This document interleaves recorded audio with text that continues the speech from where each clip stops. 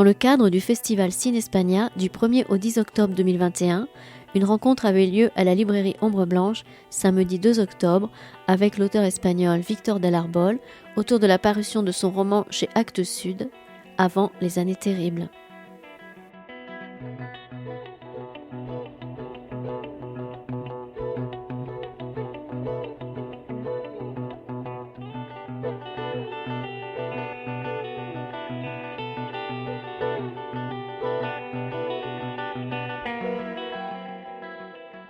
Bien, je voulais tout d'abord vous remercier Víctor del Arbol de venir pour son dernier roman, absolument magnifique. Merci Víctor del Arbol. C'est vrai qu'il est très fidèle et à chaque livre, nous sommes ravis de l'accueillir à la librairie.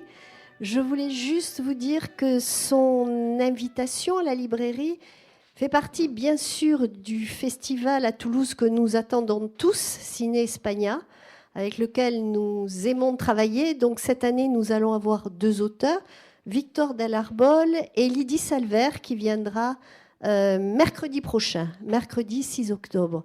Voilà, merci à tous. Je voulais saluer ma collègue, parce que c'est une première.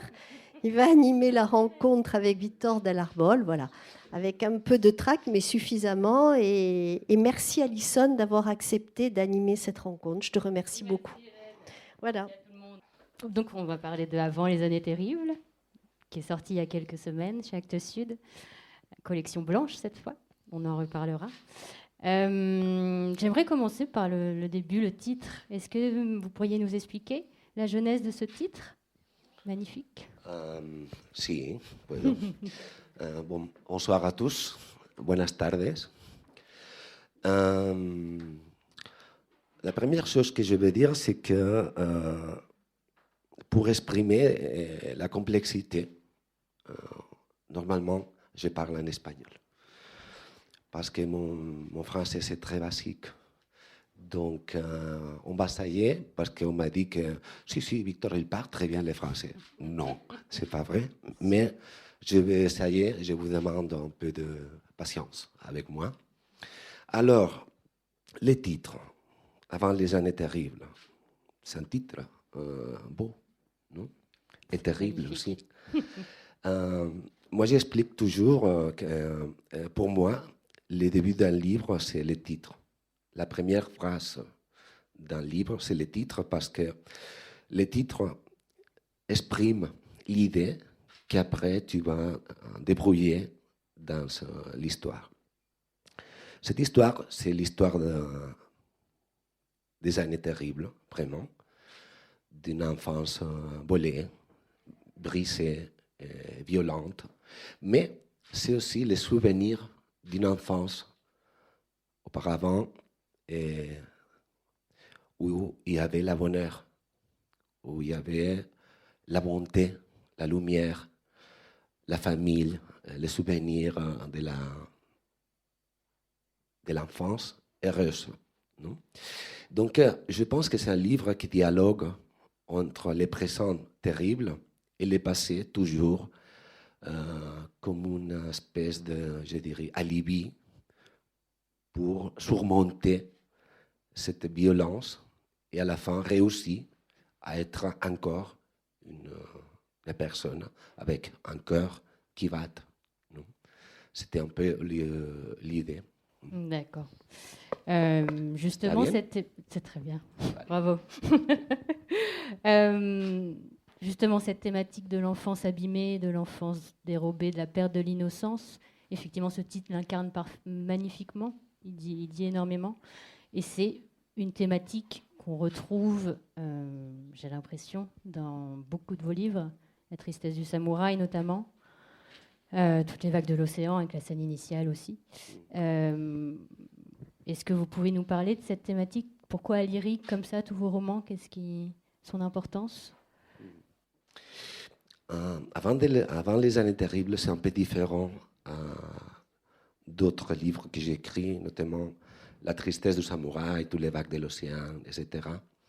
Parce que même si c'est vrai qu'il y a toujours la même thématique de l'enfance volée, de l'enfance perdue, se dit, si.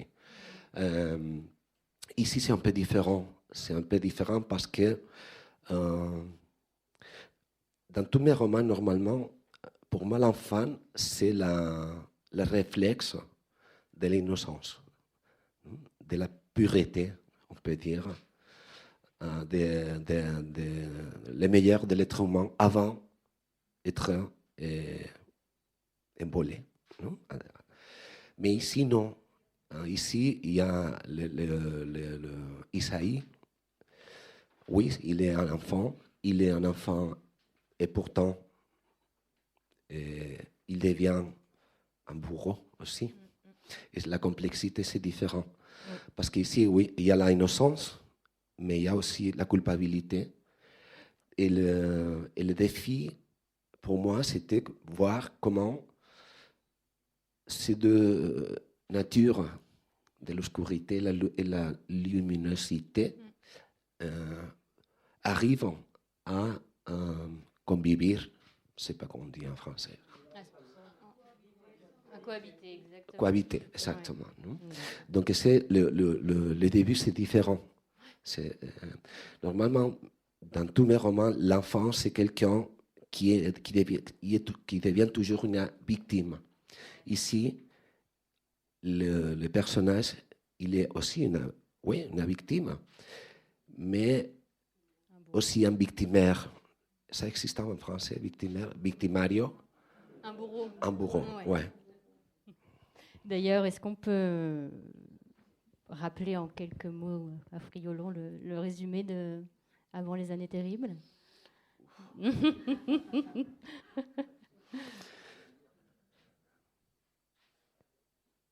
Je dirais un mot. Oui. Et je pense que c'est cœur, un cœur qui s'évade, non? Pour pas mourir. Je dirais que c'est une histoire d'amour, mais c'est aussi une histoire de la haine. Non? Et c'est l'histoire c'est l'histoire la plus vraie que j'ai écrite, la plus reliée à la réalité. Et c'est le résultat d'une expérience que j'ai eue à Ouganda il y a des années, dont j'ai connu des enfants soldats dans une chambre de réfugiés au sud de Soudan. Et avant, je pensais, bref, je pense comme tout le monde, qu'on connaissait déjà cette histoire, les enfants soldats et tout ça. Mais à le moment où j'ai eu le contact direct avec ces enfants, il y a 8 ans déjà, j'ai compris que je ne comprenais rien. C'est le dit bien, je ne comprenais pas. Oui. Parce que pour moi, le plus étonnant, c'était voir comment cet Isaïe, on peut dire fictice, qui se cache avec la littérature, mais qui existe vraiment. Pour moi, le plus étonnant, c'était voir un jeune homme qui rigolait tout le temps, son rire, sa envie de chanter, d'être vivant, malgré son histoire. Non? Avant, quand j'ai écrit Tous les vagues de l'océan, par exemple, j'avais l'idée que les mâles existent et que les mâles, c'est plus fort que les biens et que la haine, c'est plus forte que l'amour. Hein? Parce que l'homme, c'est un loup, non? Et blabla, tout ça. Mais cette expérience à Ouganda, il a changé mon point de vue et j'ai compris que le vrai héros, c'est quelqu'un qui surmonte la souffrance et qui devient un homme libre malgré son passé. Hein? Et c'est cette histoire que j'essaie de raconter avec réalité, mais aussi avec beaucoup de tendresse. Parce que les personnages sont réels. Et vous savez, nous les écrivains, nous avons la chance d'avoir les pouvoirs de la parole, les mots. On prend la parole. Et j'ai compris au long de toutes ces années que j'écris que parfois, on n'est pas conscient de ce pouvoir. Et on écrit sur la violence, on fait de la pornographie, de la violence, etc. Pour, comment je dirais, pour surprendre, pour impacter, pour provoquer des émotions dans le lecteur. Mais parfois, on abandonne l'idée plus profonde de la littérature, que c'est la tendresse, la générosité vers l'histoire qu'on raconte. Non? Et j'ai compris ça quand j'écrivais ces romans, parce que c'est un roman dur, c'est un roman Victor del Árbol, donc c'est dur. Mais j'ai compris que pour raconter cette histoire et rester proche à la vérité, le jeu entre la fiction et la vérité, c'est toujours complexe. Mais pour rester le plus proche à la réalité, j'ai travaillé contre mes propres principes, contre ma propre idée. C'est-à-dire, pour moi, le mal était une chose omnisciente. Et j'ai compris que ce n'est pas vrai pour ces personnages. Donc, j'ai fait un exercice incroyable de transformer ma vision à travers de cette histoire. C'est-à-dire, pour moi, personnellement, Avant les années terribles, c'est un roman très important parce que j'ai changé ma vision personnelle et pourtant, et en même temps, j'ai changé ma vision d'écrivain. Vous comprenez ça que je dis? Donc c'est un roman, oui, c'est un roman avec tout mon univers de fantômes, de violences, de cette contradiction toujours, les biens, les mal, etc., la morale, l'éthique, tout ça. Mais c'est un roman aussi très différent. C'est d'ailleurs ton premier roman en collection blanche chez Actes Sud. Est-ce que pour toi, ça c'est indifférent. Ouais. Il n'y a pas effectivement de différence entre littérature noire et littérature blanche. Non. Tu as travaillé avec les mêmes... Dans le même état d'esprit. Tu t'es pas dit, cette fois, Ah oui, je pense qu'ici, il y a des personnes qui ont lu déjà quelques livres que j'écris, oui. Non? Et on est tous d'accord que la frontière entre le polar, la littérature, elle se flotte de plus en plus. C'est quelque chose un peu diffus dans mon écriture. Je répète toujours la même chose. Je suis déjà un peu fatigué avec les années. Mais à mon avis, ce qui importe, ce n'est pas l'étiquette, c'est la littérature. D'accord. Tu ne te répètes absolument pas. En fait, c'est le choix de la maison d'édition. Oui, pour moi, ce n'est pas important. Oui, on est d'accord. Ta réponse était très très riche. J'aimerais revenir une seconde sur le mal qui n'est pas omniscient, avec effectivement les personnages de Joël et d'Isaïe. Mais si on parle de Joseph Kony, si on parle de Christian M.F., de l'évangéliste, donc de ses lieutenants, là, tu as dû travailler une figure du mal un peu plus franche.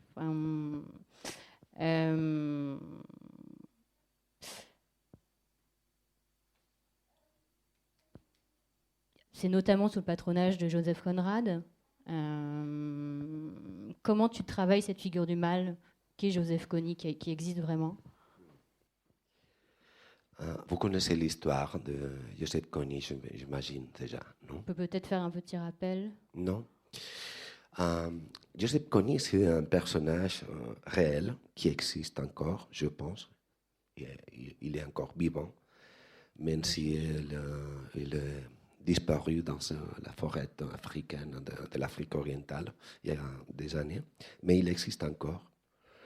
Et pour moi, c'était un personnage étonnant, très complexe.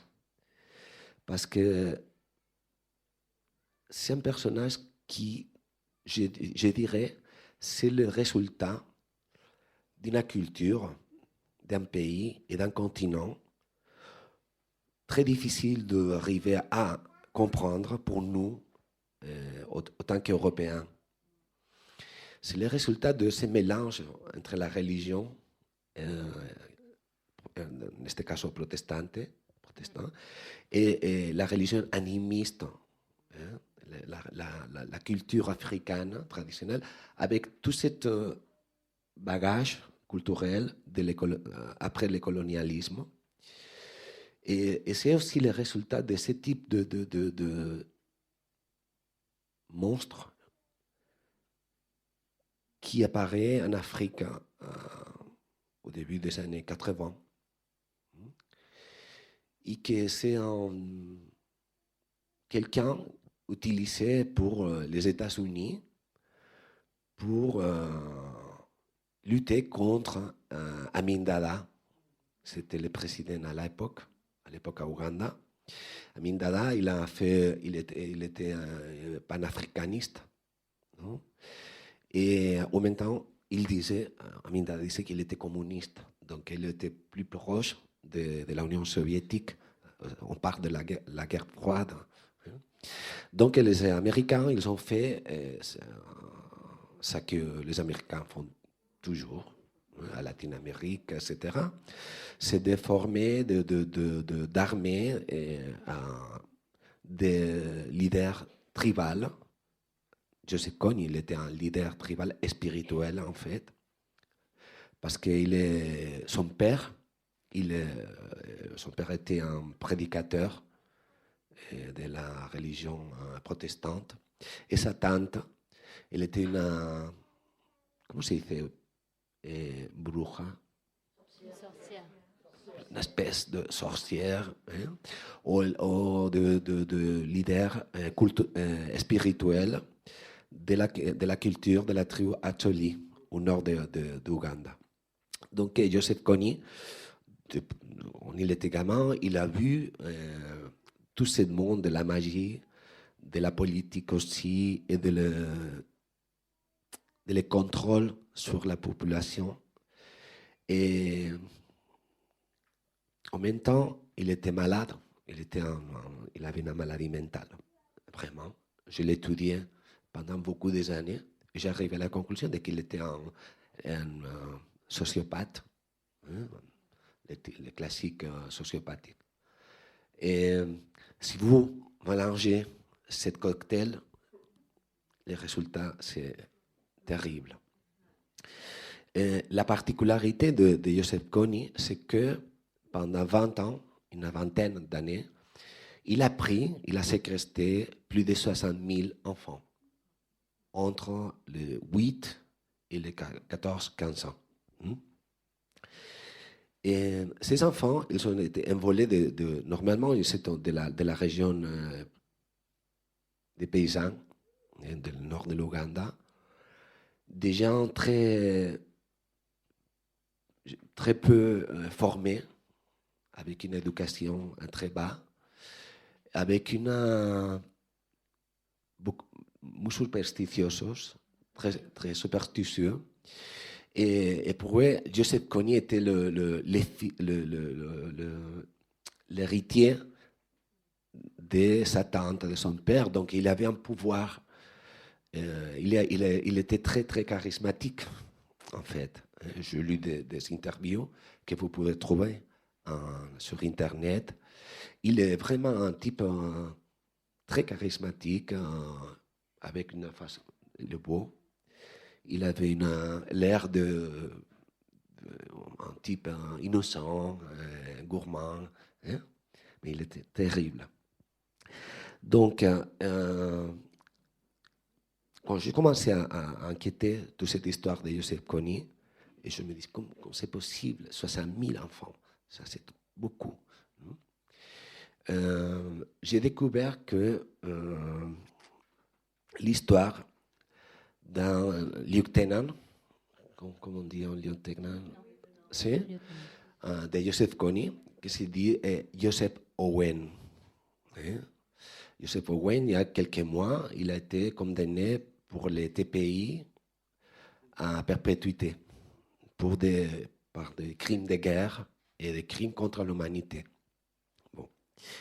À les années 90, Joseph Kony, il a été à la liste de les 10 personnes les plus cherchées pour les FBI. Et il a été déclaré un criminel de guerre. Bon. Et Michelle Obama, Barack Obama, Michelle Obama, je pense elle a fait que pour... mais Barack Obama, il a envoyé l'armée, les marines, pour l'arrêter. Et quelqu'un, il a visé à Joseph Kony, il a donné la vie. Écoute, l'armée vient te chercher. Et donc, il est parti. Je pense que c'était la CIA, mais bon, ça, je peux pas, no lo puedo demostrar. Mais, bon. Finalement, il s'échappe, mais on arrête Joseph Owen, c'est lieutenant. Et à l'époque, l'actuel secrétaire général de la ONU, Antonio Guterres, il était le procureur de la cause contre Joseph Kony. C'est-à-dire que c'était une chose assez importante. Et Joseph Owen, il a été condamné, comme je vous dis. Bon, d'accord, j'ai lu tous les procès. C'est long, c'est énorme. On trouve des choses incroyables, terribles qu'il a fait, oui. Il est coupable, oui. Mais personne ne raconte pas que Joseph Owen, il était séquestré par Joseph Kony quand il avait 12 ans. Il a été condamné aujourd'hui, il a 45. Oui, il est un bourreau, il est coupable, oui. Mais personne ne veut raconter son histoire. Je ne vais pas justifier ça, mais je vais comprendre. Je pense que c'est important de comprendre pourquoi Joseph Kony, il s'échappe. Et pourquoi on arrête quelqu'un que, oui, c'est un assassin, etc., etc., etc., mais c'est aussi une victime. Pourquoi? Non? Je ne sais pas si vous savez qu'aujourd'hui, en Afrique orientale, il y a tous les trafics de la drogue qui passent vers l'Europe, tous les trafics de l'ivoire aussi, tous les trafics d'armes qui passent pour toute l'Afrique orientale jusqu'à le Maghreb. Ouais, et après, pour d'autres lieux, bon. Ça, c'est un marché énorme de l'économie. C'est un mouvement d'économie énorme. En plus, il y a les Chinois qui contrôlent aujourd'hui, qui contrôlent pratiquement toute l'Afrique orientale, avec des infrastructures d'entreprises, etc., etc., etc. Bon. Pourquoi j'explique tout ça?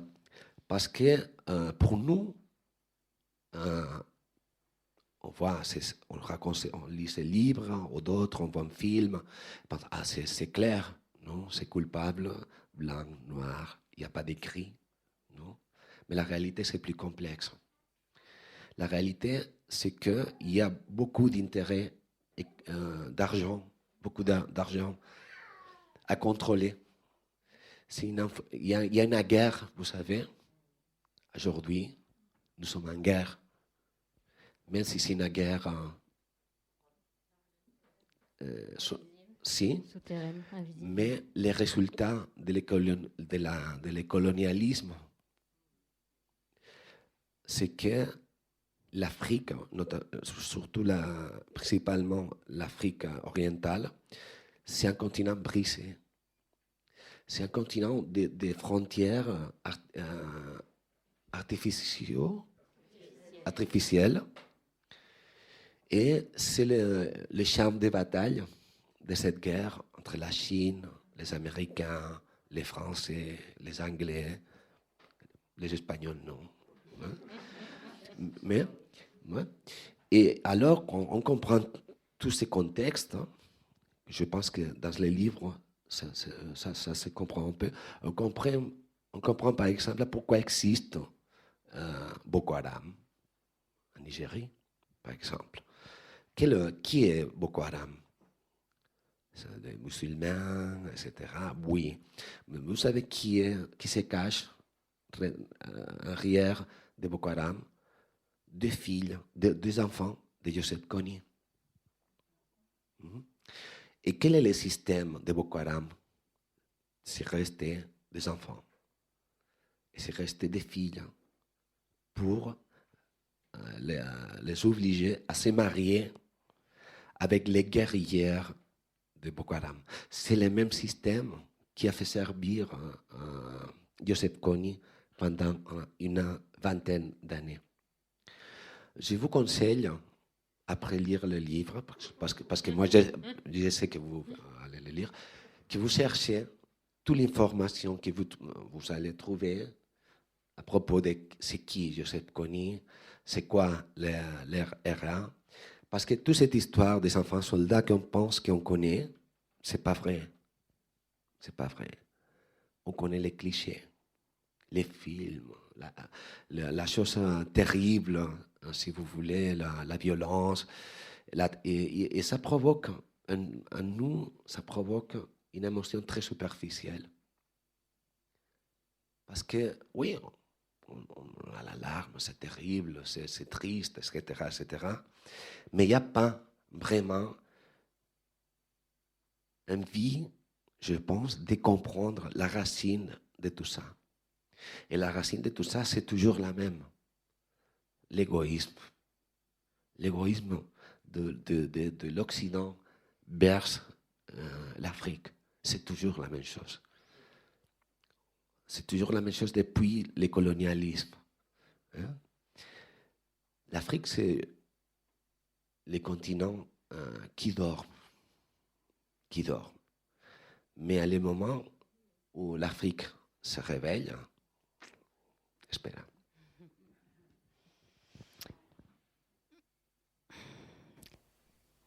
Toi qui parles de ça, toi écrivain de fiction, qui met la lumière sur ces situations qui existent vraiment. À un moment, ton personnage Isaïe ironise sur le reporter de guerre. Il dit « Je n'ai jamais su raconter la guerre. J'admire ces reporters qu'on cadre devant un bâtiment en ruine fumante. Ils ont un sens du rythme quand ils parlent, ces reporters. Ils impriment la juste dose d'émotion, évitant d'être trop crus. Ils semblent savoir qui tire contre qui et pourquoi. Dans la bouche des reporters, la guerre est claire. Tout le monde sait ce qu'il doit faire et le gagnant est celui qui a su agir de la façon la plus efficiente. » Donc, est-ce que pour toi, la littérature aurait un rôle ou une place que le travail journalistique ne peut avoir aujourd'hui sur ces sujets? Cette chose que j'ai écrite, ça m'a apporté des problèmes avec les journalistes. En fait, c'est mon roman le moins renseigné en Espagne. Mais je raconte ce que j'ai vu.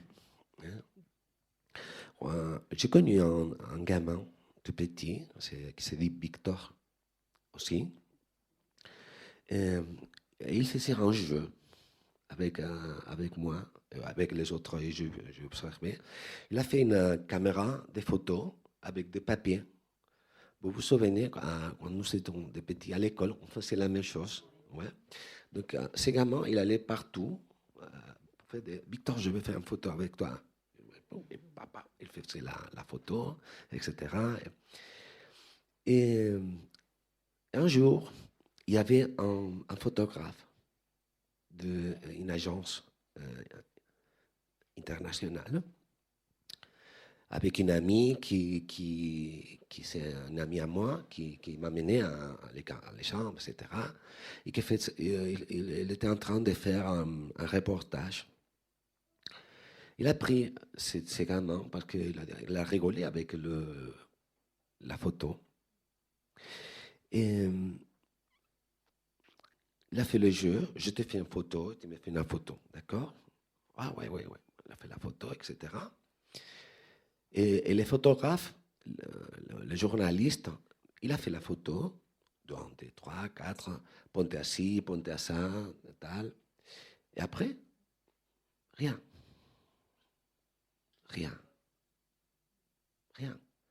Ne lui pregunto nada. Il a parlé avec lui, ou avec ses parents, ou avec la prof. Rien. J'ai fait mon travail, je pars. Un écrivain, à mon avis, moi, je ne sais pas, un écrivain, yo, en tant qu'écrivain, je ne peux pas refuser l'émotion profonde qui provoque en moi la vie des autres. L'amour berce les hommes. Et ça exige une responsabilité. Je ne sais pas si c'est un livre qui sera trop vendu. Non, si, je le sais. Mais c'est un livre nécessaire, en tout cas. Non? Pourquoi? Parce que j'ai dit au début, je prends la parole, et pourtant, non, joder, y por tanto, como se dice en francés. Et pourtant, bon, je prends la parole et pourtant j'ai une responsabilité. Jusqu'à...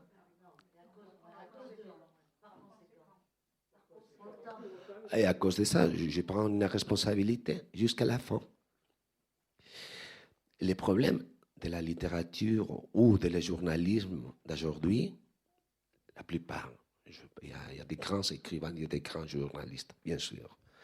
Mais la plupart, c'est qu'on reste toujours à la surface des choses. Bon, ça va donner un titulaire, ça va ouvrir les noticiaires à la télé, ça a marché bien, je veux avoir les Pulitzer, etc., etc., etc. Vous connaissez l'histoire de cet photographe américain, non? À l'époque où il y avait l'hambrune à l'Éthiopie. Vous vous souvenez? Si, en Somalie, pardon, en Somalie. Vous vous souvenez de cet enfant petit qui était affamé et qui arrive en buitre, je ne sais pas comment c'est. Un vautour. Ouais. Vous vous souvenez de cette photo, non? Non? Tú sí te acuerdas, ¿verdad? Bon. Cet enfant, à la fin, il meurt. Il meurt. Et les photographes font des photos. Hein? Et quand on les pose, et il a gagné les Pulitzer. Hein? Je me souviens quand on lui posait la question, pourquoi tu as permis ça? Il dit, je ne peux pas faire rien, parce que le monde, c'est comme ça. C'est un peu la même chose que dit un personnage à toutes les vagues de l'océan. Hein? Je ne peux faire rien. Alors, bon. Quelques années après, cette photographe, elle s'est suicidée. Vous savez cette histoire, non? En fait, je pensais qu'un jour, je vais écrire un roman sur ces personnages. Et je comprends. Parce que il y a l'humanité au-delà de la convenience. Non? Et la littérature, ce n'est pas la convenience. La littérature, c'est l'invitation à réfléchir ensemble à propos de nous-mêmes, mais aussi à propos du monde. Parce que oui, cette histoire, c'est en Ouganda, c'est l'Afrique orientale, d'accord. C'est Isaïe, c'est un gamin noir qui arrive à Barcelone, exotique, etc., avec une histoire tout particulière. Oui. Mais dans les quartiers de toutes les grandes villes existe cette histoire de personnes, des enfants, mais aussi des personnes âgées qui sont oubliées par les systèmes. Et ça, c'est pas possible. Tenemos que reaccionar. On doit récupérer je dirais pas la sensibilité, parce qu'on l'a, la sensibilité, mais je parle de la vraie sensibilité de la humanité. On ne peut pas permettre ça. C'est pas possible. Comment podemos ser felices? Comment on peut être heureux si ça existe? Et alors, moi, j'ai discuté beaucoup avec des gens très importants à propos de ça. Et ils me disent, ben, le monde, c'est comme ça. Mais ça, c'est le cynisme, non? Ça, c'est de la hypocrisie. Parce que ça veut dire accepter que l'homme, c'est un loup, non? Que l'homme devient, que nous sommes des personnes égoïstes, sans la capacité de l'amour. Et je parle du vrai amour, je ne parle pas de l'amour romantique, non? De l'empathie. Eso estaba buscando. L'empathie. L'empathie. Et je pense que la littérature joue son rôle pour provoquer cette empathie. Ou la curiosité. Hein? Si, je sais quoi, si quelqu'un parmi vous, après cette petite conférence brouillée des français espagnols, etc., ou après lire les livres, cherche d'informations, mon travail, c'est fait. Parce que si vous cherchez à fond l'information à propos de Joseph Kony, de qu'est-ce qui s'est passé à Ouganda à les années 80, c'est impossible que vous restez impassible. Je m'explique? C'est impossible. C'est pas possible. Quand j'ai arrivé à Ouganda, j'étais 3 fois. La première fois, j'étais le classique écrivain blanche européen avec beaucoup de préjugés dans ma tête. Les pauvres africains. En plus, je viens j'étais séminariste, vous savez, non? Cette idée l'idée de la catéchésis, l'idée de la mission, on va les sauver, on va les aider. Ça, c'est la charité. Ça existe? Charité. Charité. Ouais. J'arrive comme ça. Alors, je trouve cette histoire, je parle avec des profs qui, je me souviens d'un homme qui avait il faltava una oreja, qui manquait une oreille. Et, waouh, hostia. Et qu'est-ce qui t'a passé? Quelle est ton histoire? Moi, l'écrivain solidaire. Hein. Il m'a dit, rien. Moi, j'étais un enfant de Joseph Kony. Et Joseph Kony, il a fait 10 mandamientos. Commandements, comme Moïse, dans la Bible. Alors, c'était parce que l'idée de Joseph Kony, si vous l'écoutez, c'était de porter à la terre le paradis célestial. Ça, c'est l'idée. Hein? C'est la même idée de l'Inquisition espagnole le XVe siècle. Donc, hein, il y avait un de ces 10 commandements, c'était interdit de bavarder. criticar, comment se dit, critiquer, hein? C'est interdit. Et ce gamin, il m'expliquait qu'à l'époque, il avait 15 ans. Donc, il a écouté quelqu'un critiquer à Joseph Kony. Il n'a pas parlé, il a écouté.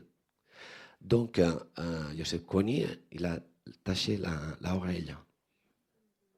Parce que tu ne m'as pas, non me l'as dit.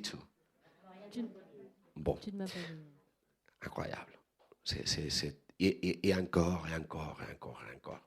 C'est terrible. Bon. Et moi, wow, je te le vais écrire, je vais écrire ça c'est magnifique pour le roman, blablabla. Bla, bla. Mais plus je vois que ce mec, il est prof dans les champs de réfugiés pour d'autres enfants soldats. Parce que la guerre continue, même si c'est au Soudan ou au Congo. Mais ça c'est toujours, il y a des enfants abandonnés par la guerre. Bon, donc, il a décidé de transformer sa souffrance, son expérience de la douleur pour faire réagir à des enfants qui ont vécu la même situation que lui avant. Et pour moi, ça c'est un coup. Ça c'est un coup terrible. Parce que je pensais, quand j'arrivais, de trouver des victimes.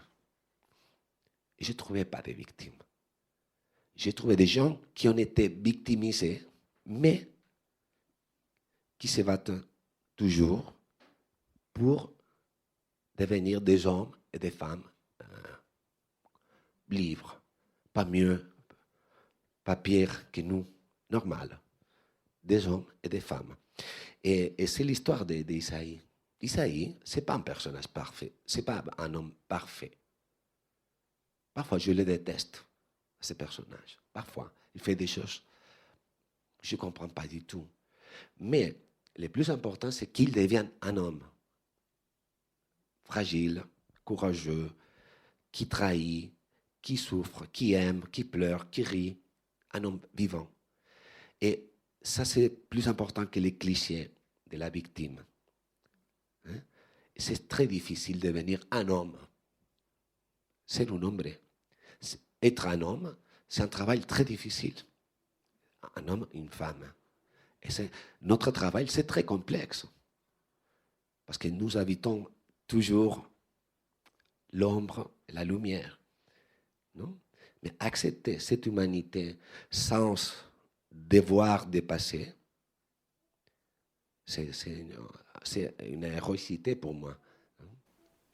Et puis accepter cette perte d'innocence, effectivement.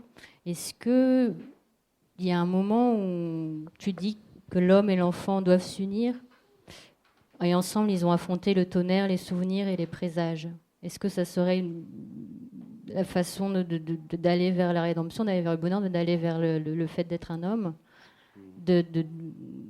d'avoir cet enfant et de continuer à l'être, même une fois adulte, de garder avec soi? Est-ce que je suis désolé parce que je ne peux pas exprimer ce que je veux dire, mais non, je vais ça y est.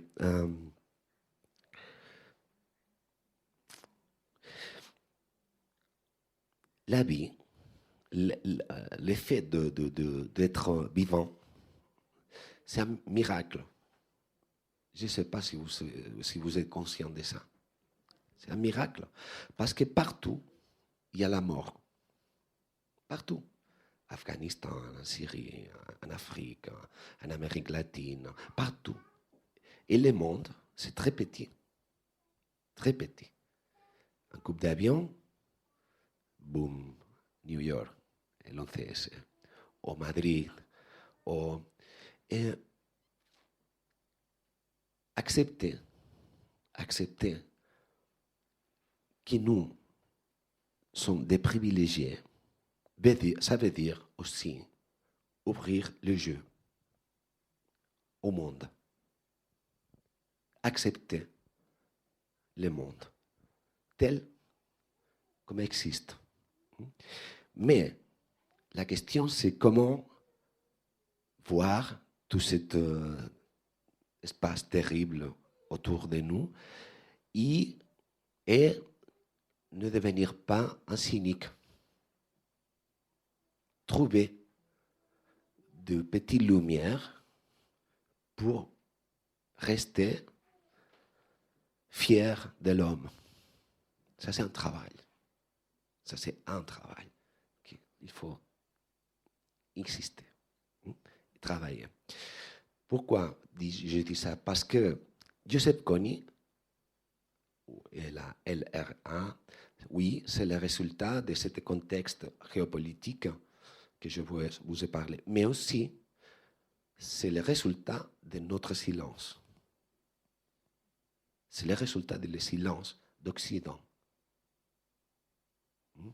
Occident, je ne veux pas culpabiliser. Moi, je ne suis pas coupable de ce qu'a fait Giuseppe Kony. Je sais. Mais si je connais ça et je garde silence, alors je deviens coupable. Il y a une partie qui explique comment l'Espagne, c'est un pays qui fabrique des bombes. Ouais? Et des avions, d'armes, comme la France, comme tous les pays développés, ont fait de l'Afrique un marché de cette industrie armamentistique. Non? Bon. Alors, ça raconte comment, à Bilbao, il y a une fabrique de bombes personnelles, des personnes. Bon. Hein? Tu l'as trouvé? Tu veux le lire? D'accord. Non, mais vous préférez peut-être entendre Victor. Non. Alors.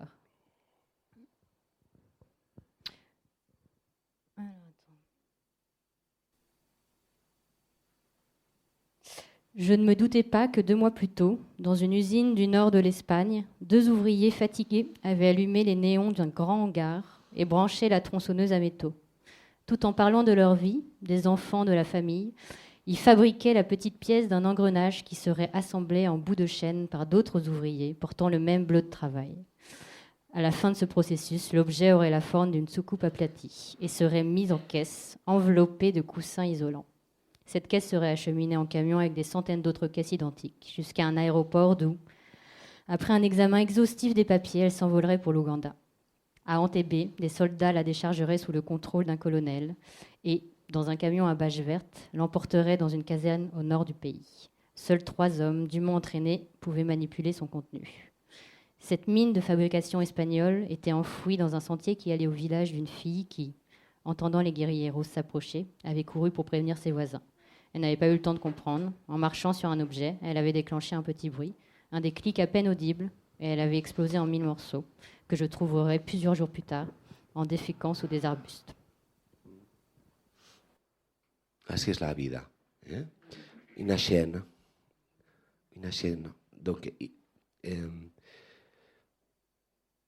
il faut être conscient. Au minimum, être conscient. Non? À mon avis, la compréhension de la vie, c'est-à-dire le courage de faire les choix sans volonté d'être naïf, mais je dirais que l'amour, c'est quelque chose qui fait partie de l'être humain. Par contre, la haine, il faut la alimenter. Et c'est un effort. Odiar es un esfuerzo. Il y a des personnes qui comprennent ça très vite, très rapidement, que la douleur, la haine, c'est un monstre qui te dévore. C'est un monstre qui te come. Et je pense que le courage, d'être quelqu'un qui fait des témoignages à partir de la bonheur, ça c'est définitif, ça c'est définitif. Hein? Parce que ce que j'ai trouvé et que j'ai essayé de réfléchir dans les livres, c'est que oui, existe les passés terribles, oui. Mais avant les passés terribles, il y avait un passé heureux. Et j'ai trouvé des personnes avec une souffrance incroyable qui ont fait les choix des années heureuses, avant les années terribles. Y c'est un choix, porque mientras estemos en el odio, seguiremos siendo víctimas. Pendant on reste dans la haine, dans la souffrance, on restera toujours victime. Victime. Par contre, si on arrive à, como el personaje, bueno, si on arrive à se souvenir du passé heureux, on devient un homme libre. Se vuelve un hombre libre. Es una elección. Pero no sé por qué nos resulta más fácil ser víctimas que ser libres. Je sais pas pourquoi, mais j'ai l'idée que c'est plus facile rester victime que être libre. J'imagine que ça a une chose à voir avec la responsabilité. Être libre, ça veut dire que tu prends ton destin. Il n'y a pas des alibis. L'esclave, il n'a pas envie de penser avec son futur parce qu'il n'y a pas de choix. Et pourtant, il n'y a pas, il y a pas de responsabilité. Mais la liberté individuelle exige une responsabilité. Et alors, je pense que parfois, c'est plus facile de s'abandonner à la souffrance, à la haine, à la colère qui finalement devient rien. La colère. C'est quoi la colère? ¿A qué sert la colère? O la haine? No sirve para nada. Parce que nosotros, nous, les Européens, parfois je pense, nous sommes des enfants un peu, niños caprichosos. Hein? On monte en colère et la colère dure jusqu'à les prochaines parties de football ou jusqu'à la prochaine cause qui provoque une autre colère. Non? Et en plus, la colère devient toujours, finalement, à la fin de la colère, arrive la résignation. La résignation. ¿No? Les gilets jaunes. Los indignados. Y c'est pas vrai. No, y no es verdad. Los indignados en Espagne, ils ont provoqué des changements. Et les gilets jaunes, quand même, ont provoqué une réflexion pour vous les Français autour de votre société. C'est-à-dire, mais il faut construire quelque chose après la colère. Parce que sinon, la colère devient quoi? Populisme. Non? Prophètes. Christian Aimé fait beaucoup d'écrits avec cette colère. Une colère qui l'a vidée. No sé, ¿hay alguien que me pueda ayudar a traducir esto? Mira, y te diré algo que aparece en la novela y que yo creo. Je dirais quelque chose que apparaît dans les romans et c'est moi qui le dis en fait. Ciego no es solo el que no ve, es el que no mira.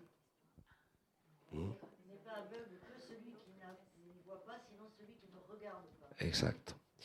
Sordo no es solo el que no oye, es el que no escucha.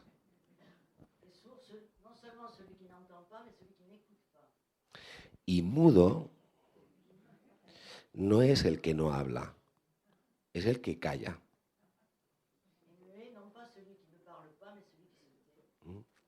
Entonces, sí que podemos hacer cosas. On peut faire des choses, vraiment. On peut regarder, on peut écouter et on peut parler. Es lo que podemos hacer. ¿Eh?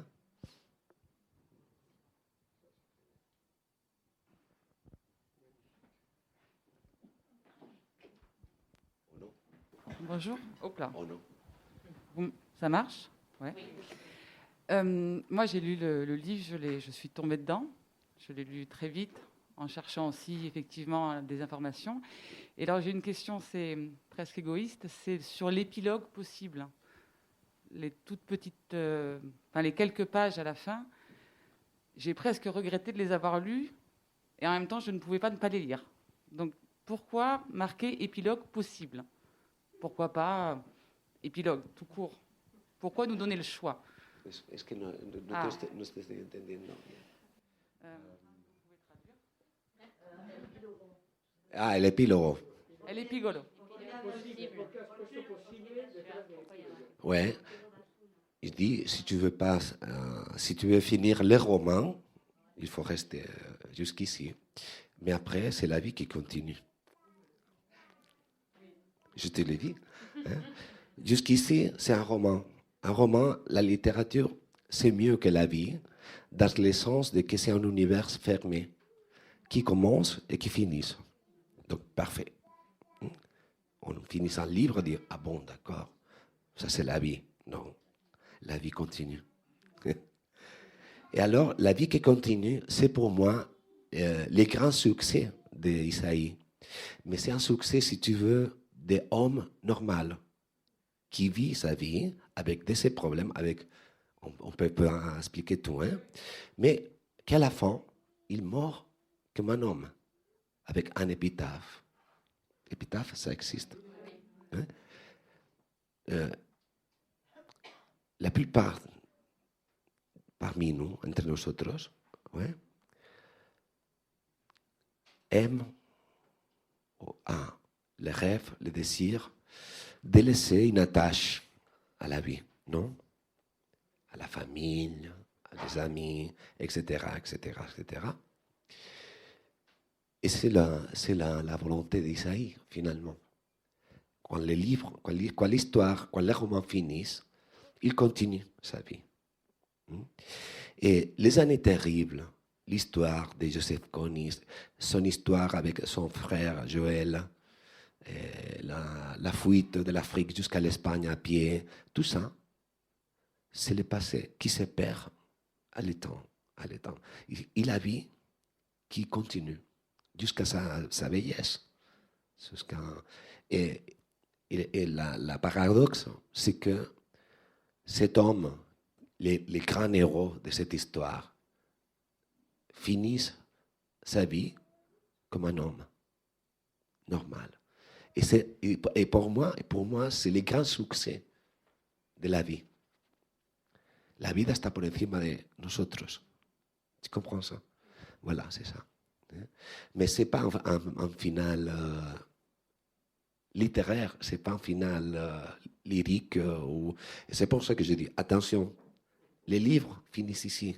Si tu veux continuer, c'est la vie qui arrive. Non?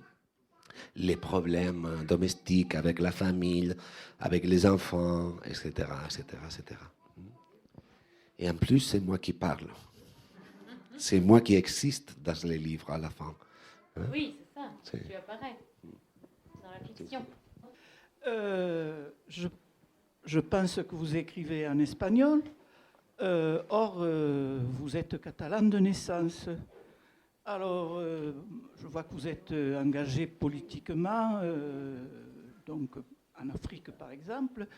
Et j'aimerais savoir, moi je vis partiellement en Catalogne française, Et je sais que les Catalans français, enfin certains du moins, suivent beaucoup les événements actuels en Catalogne espagnole. Donc voilà, j'aimerais savoir quel est votre point de vue sur une actualité beaucoup plus présente. Yeah. Bon, ça c'est une question qu'on me pose toujours, tout le temps. C'est bien. Je sais que vous avez travaillé pour la police catalane. Ouais. Ouais. La première chose, c'est que moi j'adore la politique. J'aime beaucoup la politique, les faits politiques, mais moi je déteste les politiciens. Parce que je pense que finalement, c'est nous qui faisons la politique. Le fait de convivre, c'est la politique. Les contrats sociaux, c'est la politique. Après, il y a la médiocrité, le cynisme, l'hypocrisie qu'on a accepté comme une partie normale de la vie publique, même si ce n'est pas normal ça, mais on l'a accepté. Non? Alors, le sujet de la Catalogne, les jours que M. Puigdemont il parle de mon roman, je parlerai de M. Puigdemont. Hein?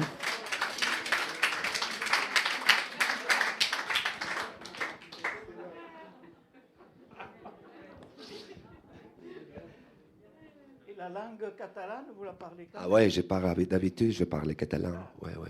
Merci. Vale. Merci. La prochaine fois, je parlerai mieux le français, promis.